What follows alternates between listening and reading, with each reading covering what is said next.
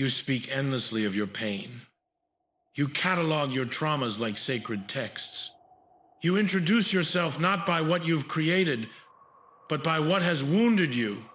And when someone offers you a way out, a genuine path to liberation, you find reasons why it won't work, why it doesn't apply, why your suffering is special, unique, beyond the reach of any solution. And I who have walked through my own hells and emerged, not to worship them, but to overcome them, I say to you, you are not protecting yourself from further harm. You are protecting your suffering from healing. Listen carefully to what I am about to tell you. Your identity is built upon your wounds.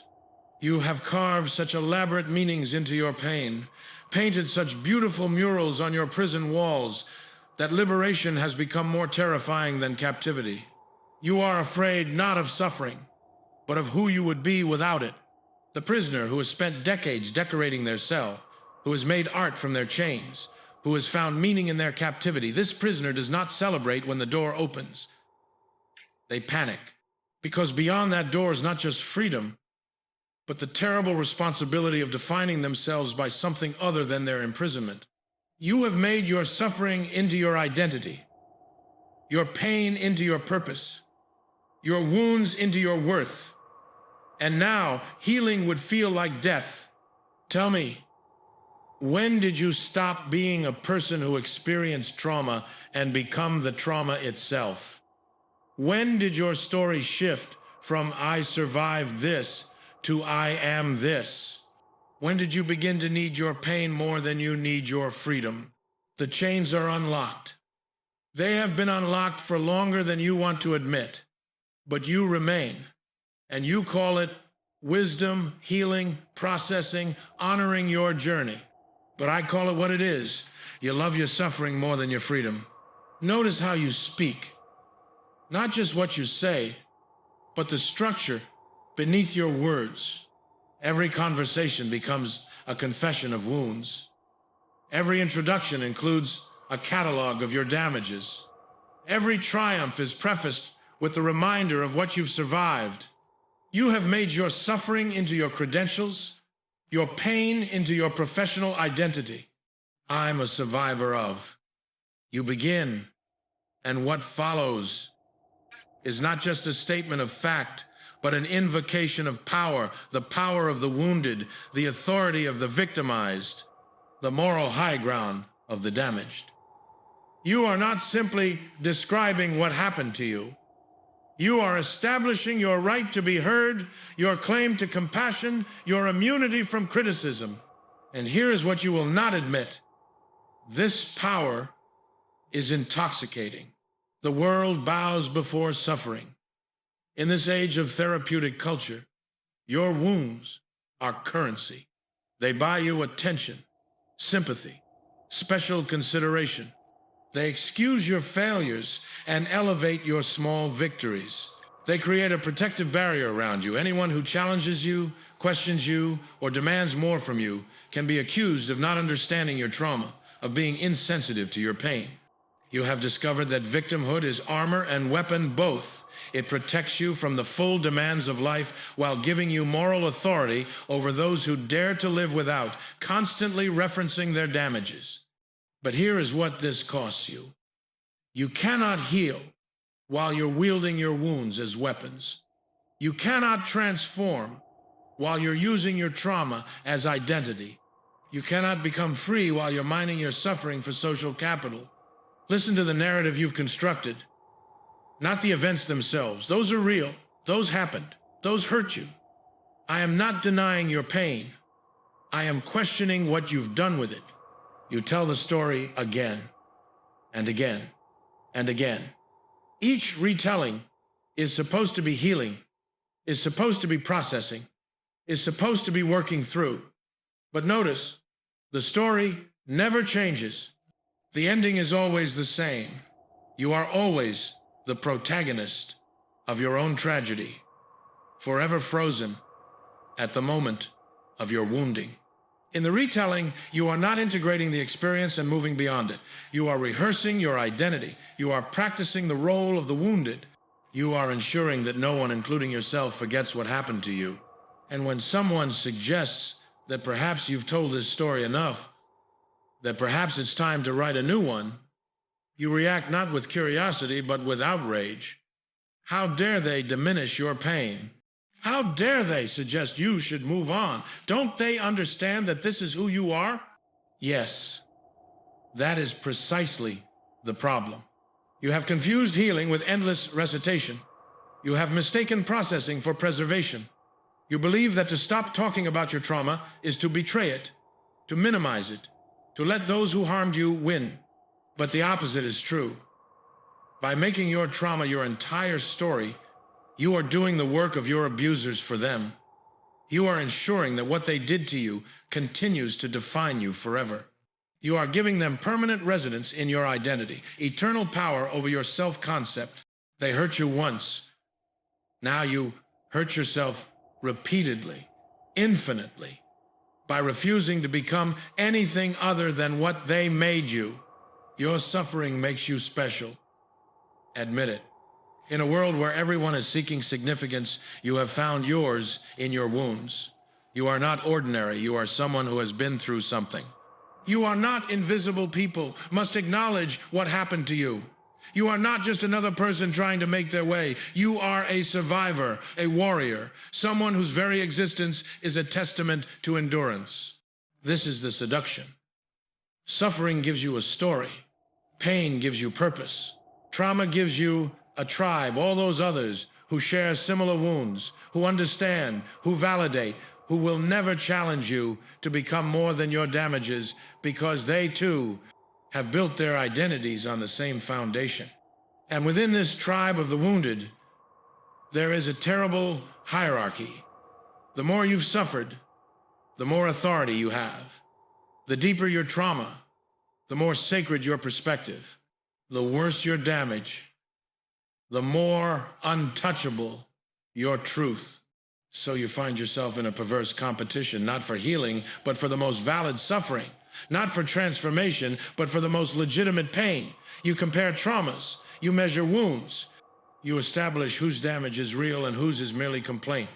And anyone who heals too much, who transforms too completely, who dares to become more than their wounds, they are viewed with suspicion. Did they really suffer if they could overcome it so completely? Are they betraying the cause by suggesting that healing is possible? Are they making the rest of you look bad by refusing to remain broken? This is the trap.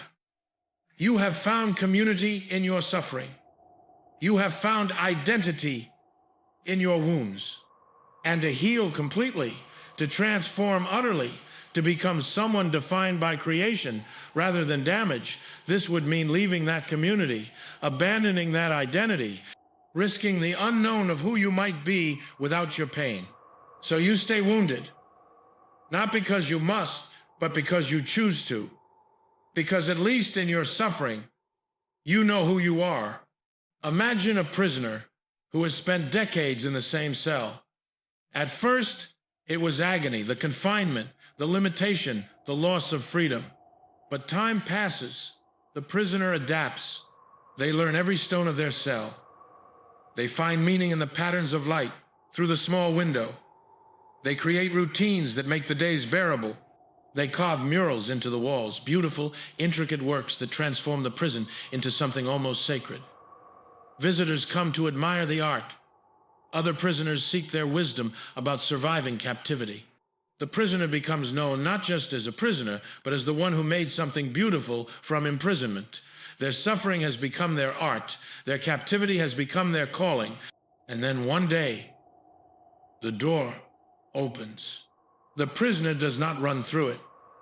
They stand frozen, staring at the open sky beyond that vast, empty, terrifying expanse that offers freedom but demands they figure out who they are without walls. In the cell, they knew themselves.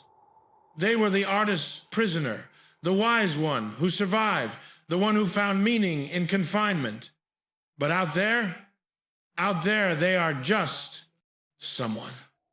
No walls to define them. No chains to overcome. No captivity to make sense of. The murals on the walls cannot come with them.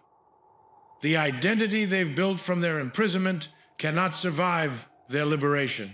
And so they face the most terrible question: would I rather remain a prisoner who matters, or become free and face the possibility that I am ordinary? You are this prisoner, and you have already chosen. You remain. Let us be honest about what would happen if you truly healed, if you genuinely released your attachment to your wounds, if you became someone defined by creation rather than damage. You would lose your excuse. All the ways you've explained your limitations, justified your failures, rationalized your half-lived life, gone. You could no longer say, I can't because of what happened to me. You would have to face the possibility that you can, and simply haven't. You would lose your community. Those fellow wounded who validate you, who understand you, who ask nothing of you except that you remain as damaged as they are, they would feel betrayed by your transformation. You would have to find new community among those who expect you to contribute rather than just survive. You would lose your moral authority, that special status of the wounded, that immunity from criticism, that power to silence others by invoking your trauma, gone. You would be evaluated on what you create, not on what you've endured. You would lose your story. The narrative you've told yourself and others for so long, it would become just one chapter instead of the whole book.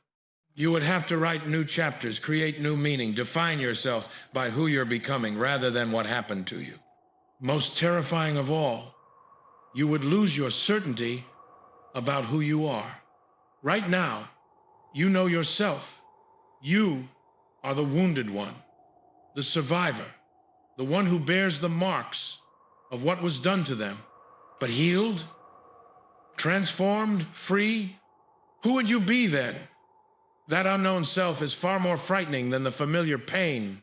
And so you choose the pain, not consciously, not admitting it, but through 1,000 small decisions to remain defined by your wounds, to rehearse your traumas, to reject solutions, to defend your suffering as sacred. But let me tell you what also becomes possible when you release your identity as the wounded. You discover that meaning can be created, not just extracted from suffering. That you can be significant without being damaged. That your story can be about what you've built rather than what broke you. You find that there are communities built not around shared wounds, but around shared creation. People who ask, what are you making, instead of what happened to you? People who expect contribution instead of just understanding.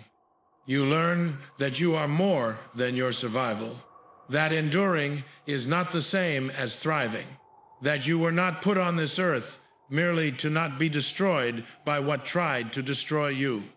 You become the author of your story instead of its prisoner. You choose what defines you. You decide what your life means. You create your identity from your power, not from your powerlessness. And yes, you face the terror of the open sky, the vast emptiness of freedom, the responsibility of defining yourself without the walls. But you also discover something your comfortable prison could never give you: the joy of becoming, the power of self-creation, the ecstasy of transformation. You stand where you have always stood, at the threshold of the open door, looking back at the familiar cell. One path leads back inside, back to the known suffering, the comfortable identity, the safe story, back to the community of the wounded, who will never challenge you to become more than your damages, back to the murals on the walls and the meaning carved from pain. Take this path if you must. It is familiar, safe, validated. No one will judge you for it, at least not anyone in the prison with you. And you can spend the rest of your life explaining to anyone who will listen why the door isn't really open, why freedom isn't really possible, why your suffering is too special, too deep, too defining to ever truly overcome. The other path leads out into the terrifying openness where you must define yourself by something other than what was done to you, where your worth comes from what you create, not what you survived, where your identity is something you build rather than something that was inflicted upon you. This path promises no comfortable community of mutual validation, no moral authority from your wounds, no excuse for half-living. Only the terrible freedom to become who you might be when you stop being your trauma. I cannot choose for you. But I can tell you this: the door has been open for a long time. You have been free to leave for longer than you want to admit. What keeps you is not the lock, it is your love for the prison, your attachment to the murals, your fear of the sky. The question is not whether you can heal. The question is whether you will choose to. Will you release your grip on your suffering? Will you risk the unknown of who you might become without your wounds to define you? Will you walk through the open door, or will you remain, forever rehearsing your traumas, forever introducing yourself through your scars, forever defending your right to suffer rather than claiming your power to transform? The prisoner who loves their cell more than their freedom is not being held captive. They are holding themselves, and only they can decide to let go. The door is open. But loving your suffering more than your freedom means you will never walk through it.